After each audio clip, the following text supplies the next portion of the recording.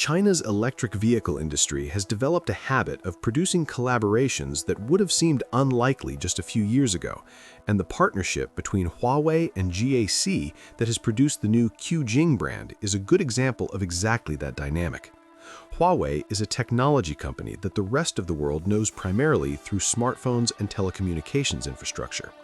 Inside China, it has been building something considerably more ambitious in the automotive space, developing intelligent vehicle systems that it has deployed through partnerships with various manufacturers. And the relationship with GAC represents a deepening of that strategy into something more formal. The GT7 Shooting Brake, unveiled under the Qijing name, is the first product to emerge from this arrangement, and it arrives with blind orders already open domestically, which tells you something about the confidence both companies have in what they have built together. The Shooting Brake body style is an interesting choice for an opening statement. It is a format with a devoted following among buyers who find conventional SUVs too tall and sedans too compromised on practicality. And it has gained real traction in China's electric vehicle market through models like the Zeekr 001 and the Neo ET5 Touring. Those two cars demonstrated that there was genuine appetite for an alternative to the crossover everything approach that has dominated automotive thinking for the past decade, and the success they found has created space for the GT7 to enter without having to educate the market about why this kind of vehicle is worth considering. The GT7 measures 5,050 millimeters long, 1,980 millimeters wide, and 1,470 millimeters tall on a 3,000 millimeter wheelbase, dimensions that produce the wide, low, elongated stance that shooting brakes depend on for their visual character. The lower roofline, compared with an SUV, costs some headroom in the rear, but contributes meaningfully to aerodynamic efficiency and gives the vehicle a purposeful silhouette that the taller alternatives simply cannot match.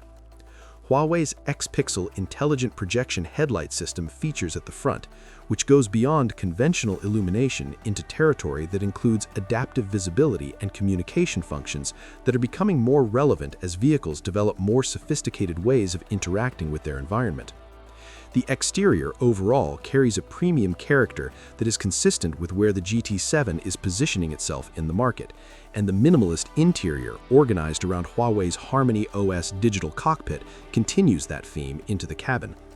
Physical controls have been reduced in favor of digital interfaces, which is a direction the Chinese premium market has embraced more enthusiastically than most other markets, partly because the buyers in that segment tend to be younger and more digitally native than premium car buyers in Europe or North America. The technology underpinning the GT7 is where the Huawei contribution becomes most visible.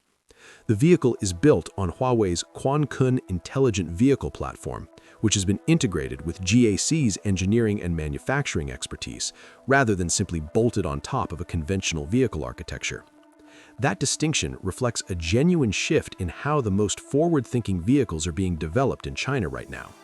Rather than starting with a mechanical platform and adding software capability afterward, the GT7 has been conceived from the beginning as a unified digital and mechanical system where the two aspects are designed to work together rather than coexist.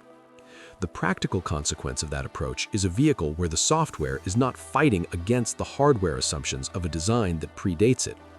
The propulsion system uses 3 electric motors, a configuration that enables sophisticated torque distribution across all 4 wheels and gives the vehicle both strong acceleration and dynamic stability advantages over simpler 2-motor setups. Specific output figures were not released at the reveal, which is a choice that raises questions but is not entirely unusual for a launch event focused on establishing the overall product proposition before the specification details are finalized.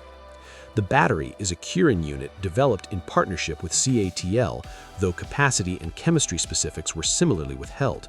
What was confirmed is an 800-volt electrical architecture with 6C fast charging capability, which at the top end of compatible infrastructure means charging times that are competitive with the fastest systems currently available anywhere in the market. Widespread deployment of charges capable of supporting that kind of throughput is still developing, but building the architecture to take advantage of them when they are available is the sensible approach and positions the GT7 to benefit as infrastructure catches up. The driver assistance and autonomous driving hardware is extensive. Huawei's Qijing intelligent driving system is anchored by an 896-line LiDAR sensor, described as having one of the highest line counts of any system being prepared for mass production, which translates directly into higher resolution environmental perception and better performance in complex or low visibility situations. The hardware suite has been designed with forward compatibility for Level 3 autonomous driving functions, meaning the physical capability is present even if regulatory approval for those functions remains pending in most markets. This is a strategy that Huawei and its automotive partners have used before, building the hardware headroom into vehicles now so that software updates can unlock additional capability as regulations evolve, rather than requiring hardware changes.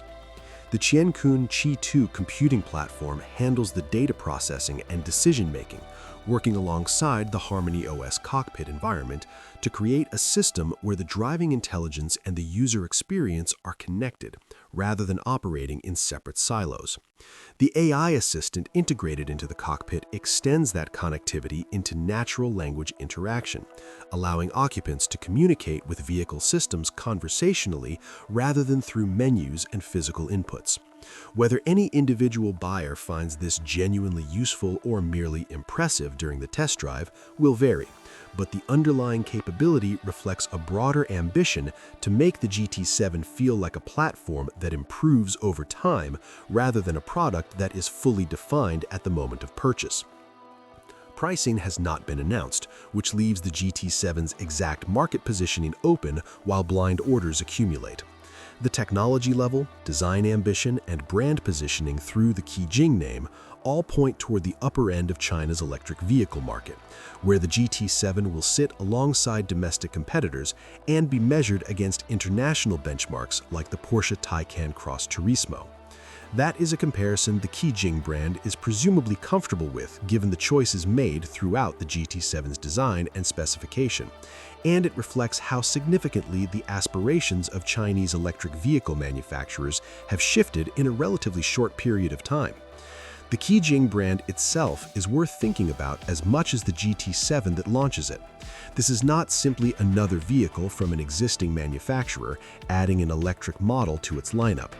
It is a purpose-built premium brand created specifically to house the collaboration between Huawei's digital ecosystem and GAC's manufacturing capability, structured so that each contributes what it does best without either trying to replicate the other's strengths. Huawei handles the intelligence layer, GAC handles the engineering integration and production scale, and the resulting vehicle is the product of that division of expertise, rather than a compromise between competing visions.